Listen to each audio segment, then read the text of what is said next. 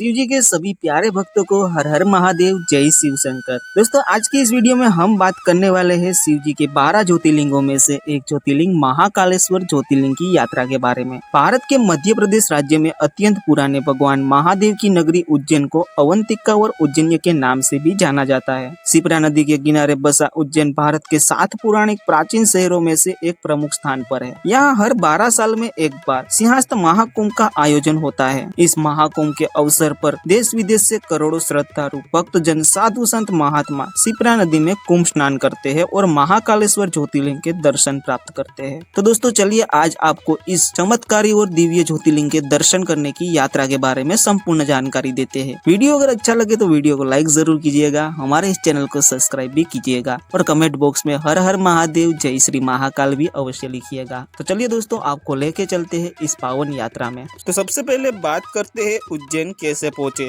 उज्जैन पहुँचने के लिए आपके पास 3 मुख्य माध्यम है। तो मार्ग है वो है बाय ट्रेन मार्ग, दूसरा जो माध्यम है वो है बाय बस और तीसरा जो है वो बाय फ्लाइट का माध्यम है। अब इन तीनों माध्यम से उज्जैन बड़े ही आराम से पहुंच सकते हैं। तो सबसे पहले हम बात करेंगे बाय ट्रेन हम उज्जैन कैसे पहुंच सकते हैं। तो दोस्तों उज्जैन के अंदर रेलवे स्टेशन आया हुआ है जो भारत के सभी प्रमुख शहरों के साथ, राज्यों के साथ वेल कनेक्टेड है। आपके शहर से आपको सीधी उज्जैन के लिए ट्रेन जरूर मिल जाएगी।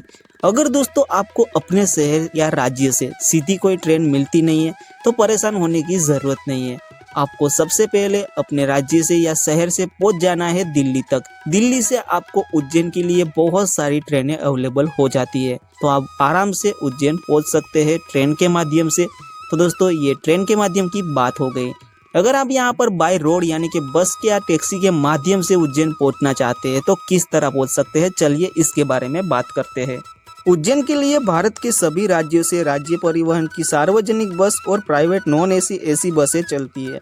उज्जैन भोपाल से 183 किलोमीटर, इंदौर से 55 किलोमीटर, अहमदाबाद से 400 किलोमीटर की दूरी पर स्थित है। इन शहरों से उज्जैन के लिए नियमित रूप से बसें और टैक्सियां चलती है। तो आप इन शहरों से भी बड़े ही आराम से बाय रोड के माध्यम से उज्जैन पहुंच सकते हैं। और अगर आप अपने पर्सनल व्हीकल से आ रहे हैं तो उज्जैन के लिए सड़कें काफ़ी अच्छी है, तो आप बाय अपनी कार से भी उज्जैन आराम से पहुंच जाएंगे। अब बात करते हैं बाय फ्लाइट उज्जैन कैसे पहुंचे। तो दोस्तों अगर आप उज्जैन बाय फ्लाइट के माध्यम से आना चाहते हैं तो आपकी जानकारी के लिए बता दें कि उज्जैन के अंदर कोई भी अभी एयरपोर्ट नहीं बना है। तो आपको सबसे नज़दीक में जो एयरपोर्ट मिलता है वो है इंदौर में अहिल्याबाई होलकर एयरपोर्ट। तो आप अपने शहर से सीधी फ्लाइट ले सकते हैं इंदौर के लिए। इंदौर से 55 किलोमीटर का सफर तय करके आप पहुंच जाइए उज्जैन नगरी। आपको एयरपोर्ट के बाहर से ही टैक्सी और कैब भी मिल जाते हैं और इंदौर से काफ़ी सारी बसें भी चलती है, तो आप इन सभी माध्यम से इंदौर से उज्जैन पहुंच सकते हैं। तो दोस्तों ये बात हो गई उज्जैन पहुंचने के माध्यम के बारे में। चलिए बात करते हैं उज्जैन पहुंचने के बाद आपको वहां पर रुकने की व्यवस्थाएं किस प्रकार की मिलती है, वहां के प्राइजेस किस प्रकार के रहते हैं।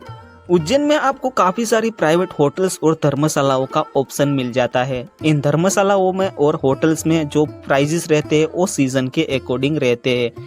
ऑफ सीजन में अगर आप उज्जैन की यात्रा करते हैं तो आपको 500 से 1000 रुपए में एसी और नॉन एसी कमरे मिल जाते हैं। और अगर आप सीजन के दरमियान जाते हैं तो वही कमरे आपको 1000 से 1500 रुपए के बीच में मिलते हैं। यहाँ पर मंदिर ट्रस्ट द्वारा भक्त निवास भी बने हुए हैं, जहाँ पर आप ऑनलाइन रूम बुकिंग भी कर सकते हैं। भक्त निवास में रुकने का ये फायदा रहता है कि आपको एकदम मंदिर के पास में ये भक्त निवास देखने को मिलते हैं। भक्त निवास में जो कमरों के प्राइजेस रहते हैं वो रहते हैं 500 से लेके 1500 रुपए तक के। तो दोस्तों यहाँ पर आप भक्त निवास में भी रुक सकते हैं और एडवांस बुकिंग भी कर सकते हैं। उज्जैन की धर्मशाला रिलेटेड वीडियो अगर आप देखना चाहते हैं तो हमारे चैनल के ऊपर हमने पहले से अपलोड किया है, जिसके ऊपर आप लोगों ने काफ़ी अच्छा प्यार दिया है। तो आप उस वीडियो की लिंक हमारे डिस्क्रिप्शन में भी देख सकते हैं और यहाँ पर आपको आई बटन पे भी हम मेंशन कर रहे हैं। तो इस वीडियो को देखने के बाद आप अपने लिए एक अच्छी धर्मशाला भी बुक कर सकते हैं। और दोस्तों यात्रा से पहले अपना रूम ज़रूर एडवांस में बुकिंग करवा लीजिएगा, जिससे दोस्तों आप वहाँ पर पहुँचने के बाद थोड़ा आराम कर सके। तो दोस्तों चलिए अब हम पहुँच चुके हैं हमारे धर्मशाला में और यहाँ पर थोड़ा सा आराम करने के बाद हम फिर आगे बढ़ेंगे हमारी यात्रा में। होटल धर्मशाला में थोड़ा आराम करने के बाद चलिए दोस्तों अब चलते हैं महाकाल के दर्शन करने के लिए। दोस्तों आप यहाँ पर महाकालेश्वर जी की भस्म आरती में भी शामिल हो सकते हैं। पूरे विश्व से लोग उज्जैन महाकाल मंदिर में भस्म आरती देखने आते हैं। भस्म आरती महाकाल जी की खूब विशिष्ट आरती मानी जाती है, जो केवल सिर्फ महाकाल मंदिर के अंदर देखने को मिलती है। अगर आप उज्जैन आते हैं और भस्म आरती में शामिल नहीं होते तो आपकी यात्रा अधूरी मानी जाती है। महाकाल मंदिर के अंदर जो भस्म आरती होती है वो उसका समय जो है वो सुबह के 4 बजे का रहता है। भस्म आरती में पुरुषों को धोती और महिलाओं को साड़ी पहन के अंदर जाना होता है। अब चलिए दोस्तों, भस्म आरती के लिए कैसे बुकिंग करनी है उसके बारे में जानते हैं। भस्म आरती में शामिल होने के लिए यहाँ पर एक टोकन लेना होता है। बिना टोकन के आप मंदिर के अंदर भस्म आरती में शामिल नहीं हो सकते। टोकन यहाँ पर आप 2 प्रकार से प्राप्त कर सकते हैं। महाकालेश्वर मंदिर के पास में ही भस्म आरती काउंटर पर जाकर आपको अपने लिए टोकन लेना होता है। भस्म आरती के लिए टोकन सीमित रहते हैं। यहाँ पर आप पहले आइए और पहले लेके जाइए, इस आधार पर आपको टोकन मिलता है। भस्म आरती काउंटर पर जाकर आपको अपना पहचान पत्र यानी कि आधार कार्ड दिखाना है। भस्म आरती फॉर्म भरने के बाद आपको सही जानकारी उसमें लिखनी होगी और उसके साथ आपको अपने आधार कार्ड का एक फोटो कॉपी भी ऐड करना होगा।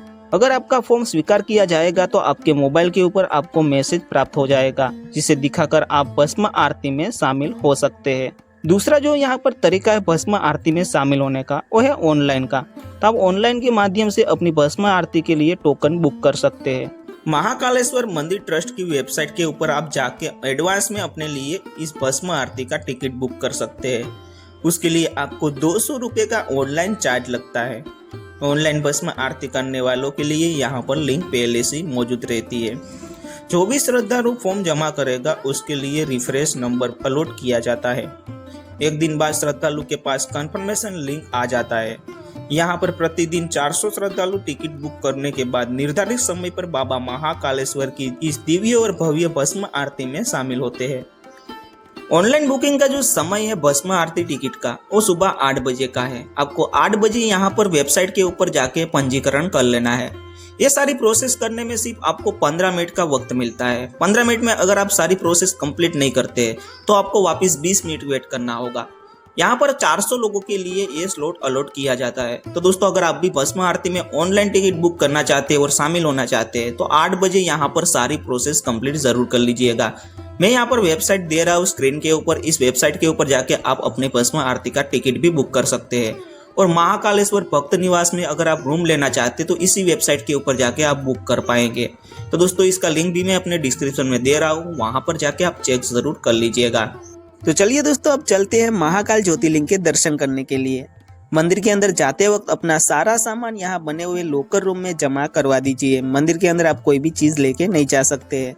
अगर आप यहाँ पर मोबाइल कैमरा लेके जाना चाहते हैं तो उसके लिए आपको अलग से अनुमति मिल जाती है। और अगर आप दोस्तों मंदिर के अंदर छोटे वस्त्र पहन के जा रहे हैं तो ये गलती मत कीजिएगा, आपको दर्शन नहीं करने देंगे। अब दोस्तों मंदिर के अंदर प्रवेश कीजिए। यहाँ पर लाइन लगी होती है, वहाँ पे लाइन में लग जाइए। अगर दोस्तों आपको लाइन में नहीं लगना है और जल्द से जल्द दर्शन करने हैं महाकाल जी के, तो आप यहाँ पर VIP दर्शन भी कर सकते हैं। उसके लिए आपको अलग से 151 रुपये का टिकट खरीदना होता है, जिससे आप दोस्तों शिव जी के जल्द से जल्द दर्शन कर पाते हैं। तो आप यहाँ पर VIP टिकट भी लेके मंदिर में प्रवेश कर सकते हैं। मंदिर के अंदर अपने साथ आप यहाँ पर जल, पुष्प, बिलपत्र, प्रसाद लेके जा सकते हैं शिव जी को चढ़ाने के लिए। आपको मंदिर के अंदर शिव जी के दर्शन करने के लिए मुश्किल से 2 से 3 मिनट का वक्त मिलता है। तो अपने मन को शांत रखिए, अपने ध्यान को किसी और जगह में ना भटकने दे और शिव जी की तरफ एक ध्यान हो जाइए। जो भी आपको 2 से 3 मिनट का वक्त मिलता है, मन ही मन महाकाल जी का जयकारा लगाइए, जाप कीजिए और यहाँ पर अपनी सारी मनोकामना महाकाल जी से कह दीजिए और धीरे धीरे दर्शन करते हुए आप मंदिर के बाहर आ जाइए। अगर दोस्तों आप यहाँ पर कोई स्पेशल पूजा या कोई अभिषेक करवाना चाहते हैं तो भी करवा सकते हैं। उसके लिए आपको यहाँ पर अलग से चार्ज देना होता है। मंदिर के अंदर और भी काफी सारे मंदिर बने हुए हैं जिनके आपको दर्शन कर लेने हैं। मंदिर के अंदर दर्शन के टाइमिंग की बात करें तो मंदिर सुबह 4 बजे से खुल जाता है और रात्रि के 10 बजे तक खुला रहता है भक्तों के लिए। तो आप इस बीच में कभी भी महाकाल के दर्शन करने के लिए जा सकते हैं। अब दोस्तों बात करते हैं उज्जैन में फ्री भोजन कहाँ पर प्राप्त होता है। दोस्तों उज्जैन में महाकालेश्वर टेम्पल ट्रस्ट द्वारा यहाँ पर भोजनालय चलाए जा रहे हैं, जहाँ पर आने वाले भक्तों को फ्री में भोजन की सेवा दी जाती है। यहाँ पर प्रतिदिन 1000 से भी ज्यादा भक्त भोजन ग्रहण करते हैं। अगर दोस्तों आप भी यहाँ पर भोजन करने के लिए जाना चाहते हैं तो जा सकते हैं। भोजनालय के टाइमिंग की बात करें तो यहाँ पर दोपहर 12 बजे से लेकर रात के 9 बजे तक यह भोजनालय खुला रहता है भक्तों के लिए। तो दोस्तों उज्जैन की यात्रा में अगर आप फ्री भोजन प्राप्त करना चाहते हैं तो इस भोजनालय में जरूर जाइएगा। तो चलिए अब बात करते हैं उज्जैन में और कौन कौन सी ऐसी जगह है जहां पर आप दर्शन करने के लिए जा सकते हैं, घूमने के लिए जा सकते हैं। तो दोस्तों यहाँ पर महाकाल मंदिर के आसपास ही काफी सारे मंदिर बने हुए हैं जो काफी ही दिव्य और पवित्र मंदिर माने जाते हैं। तो इन मंदिरों के दर्शन आप पैदल ही कर सकते हैं। उसके बाद कुछ मंदिर थोड़ी दूरी पे आए हैं जहाँ पर आपको ऑटो या टैक्सी के माध्यम से जाना होता है। तो सबसे पहले आप यहाँ पर आसपास में जो मंदिर बने हुए हैं उनके दर्शन कर लीजिएगा। उसके बाद जो दूसरे मंदिर है जो दूर आए हुए हैं वहाँ के लिए ऑटो कर लीजिएगा। ऑटो वाले यहाँ पर आपसे 200 से 250 रुपए का किराया लेता है पर पर्सन का। यहाँ पर 200-250 रुपए में ऑटो बुक करके आप इन सारे प्रसिद्ध मंदिरों के दर्शन करने के लिए निकल सकते हैं। तो चलिए दोस्तों, कौन कौन से मंदिर है जिनके आपको दर्शन करने चाहिए अपनी उज्जैन की यात्रा में, उसके बारे में आपको बताते हैं। सबसे पहले आप दर्शन करने के लिए जा सकते हैं बड़ा गणेश मंदिर के। बड़ा गणेश जी का यह मंदिर महाकाल मंदिर के काफी नजदीक बना हुआ है। यहाँ पर आपको गणेश जी की एक विशाल प्रतिमा के दर्शन होते हैं। इस प्रतिमा के निर्माण में तकरीबन 1.5 साल का वक्त लगा था। यहाँ पर इस प्रतिमा का निर्माण विश्व प्रसिद्ध विद्वान नारायण व्यास जी ने किया है। इस प्रतिमा के निर्माण में 7 मोक्षपुरियों की मिट्टी, सभी पवित्र नदियों का जल, गुड़ और मेथी दाने का इस्तेमाल किया गया था। यहाँ पर गणेश जी को औरतें अपना भाई मानती है और रक्षाबंधन के वक्त यहाँ पर सभी औरतें गणेश जी को राखी भी बांधने के लिए आती है। आप भी अपनी उज्जैन की यात्रा में इस मंदिर के दर्शन जरूर कीजिएगा।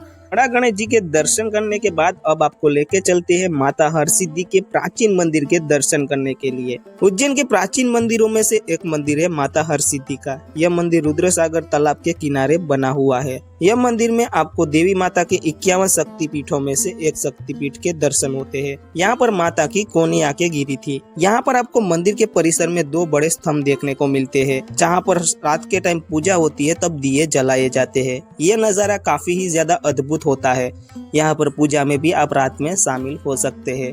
माता हरसिद्धि के दर्शन करने के बाद आप यहाँ पर रामघाट पे जा सकते हैं। हरसिद्धि मंदिर के पास में ही शिप्रा नदी के तट पर स्थित है रामघाट। यहाँ की मान्यताओं के अनुसार शिप्रा नदी भगवान विष्णु के शरीर से निकलती है।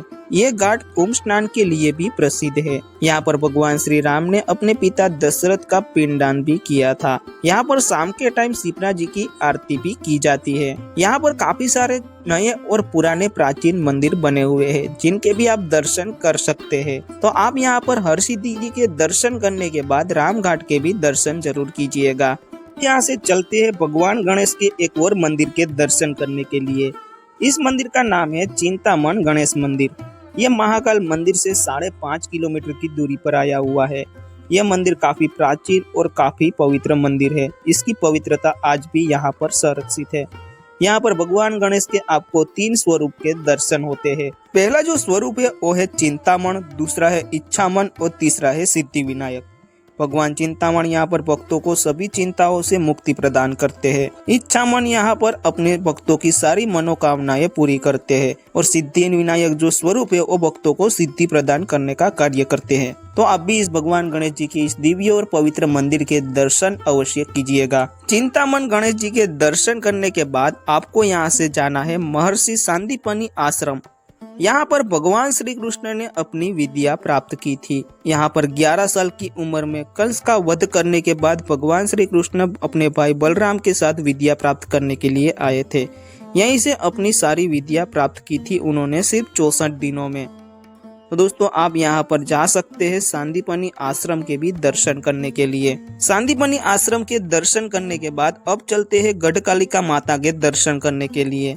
सांदीपनि आश्रम से 1 किलोमीटर की दूरी पर काली घाटी के पास में काली माता का अत्यंत प्राचीन गढ़कालिका मंदिर आया हुआ है। यहाँ पर काली माता की जो प्रतिमा है वो सतयुग काल से ही यहाँ पर स्थापित की गई है। इस मंदिर का निर्माण द्वापर युग में हुआ था। मंदिर के प्रवेश द्वार पर आपको माता के वाहन सिंह की प्रतिमाएं देखने को मिलती है। मंदिर के अंदर काली माता के मुख के दर्शन आपको प्राप्त होते हैं। यह मंदिर काफी ही ज्यादा पवित्र माना जाता है। तो आप यहाँ पर काली माता के दर्शन करने के लिए अवश्य जाइएगा। गढ़कालिका माता के दर्शन करने के बाद यहाँ से आपको जाना है मंगलनाथ मंदिर के दर्शन करने के लिए। पुराणों में उज्जैन को मंगल की जननी कहा जाता है। कई लोग अपनी कुंडली में मंगल भारी होने की वजह से यहाँ पर मंगल ग्रह को शांत करने के लिए मंगलनाथ मंदिर में पूजा पाठ करवाने के लिए आते हैं। मंगल ग्रह का रंग लाल है, इसीलिए इस मंदिर का निर्माण लाल पत्थरों से किया गया है। जब आप पहली बार मंदिर में जाएंगे तो आप मंगलनाथ जी को खोजते रह जाएंगे। यहाँ पर मंगलनाथ जी शिव जी के शिवलिंग के स्वरूप में विराजमान है, तो आप यहाँ पर मंगलनाथ जी के दर्शन करने के लिए अवश्य जाइएगा। मंगलनाथ मंदिर के दर्शन करने के बाद आपको यहाँ से चले जाना है बाबा काल भैरव के दर्शन करने के लिए। सांदीपनी आश्रम से 1 किलोमीटर की दूरी पर काल भैरव मंदिर आया हुआ है। पुराणों के अनुसार काल भैरव अष्ट भैरवों में से प्रमुख स्थान पर है। यहाँ पर भैरव बाबा को मदिरा चढ़ाया जाता है प्रसाद के स्वरूप में। आपको मंदिर के बाहर ही काफी सारी दुकानें मिल जाती है, जहाँ से आप यहाँ पर मदिरा ले सकते हैं और काल भैरव बाबा को चढ़ा सकते हैं। यहाँ पर मंदिर के अंदर काल भैरव बाबा की काफी दिव्य और चमत्कारी प्रतिमा के आपको दर्शन होते हैं। यहाँ पर आप ये भी देख पाते हैं जब यहाँ पर पंडित जी जब काल भैरव बाबा को मदिरा चढ़ाते हैं तो मदिरा धीरे धीरे करते हुए खत्म हो जाता है। यहाँ पर आज भी ये रहस्य है कि ये मदिरा कहाँ जाता है। यहाँ पर उज्जैन में बाबा महाकाल ने यहाँ पर काल भैरव बाबा को उज्जैन की रक्षा के लिए यहाँ पर नियुक्त किया है और यहाँ पर बाबा काल भैरव यहाँ पर उज्जैन की रक्षा करते हैं। काल भैरव मंदिर के अलावा आप और भी काफी सारे मंदिरों के दर्शन करने के लिए जा सकते हैं, जैसे राजा भरत की गुफा, सिद्धवट मंदिर, सम्राट विक्रमादित्य का स्टैच्यू, चार धाम मंदिर, भारत माता मंदिर। इन सभी मंदिरों के दर्शन करते हुए आपको शाम हो जाएगी और शाम होते ही आपको वापस पहुंच जाना है उज्जैन। उज्जैन पहुंचने के बाद अब आपको जाना है घूमने के लिए महाकाल लोक।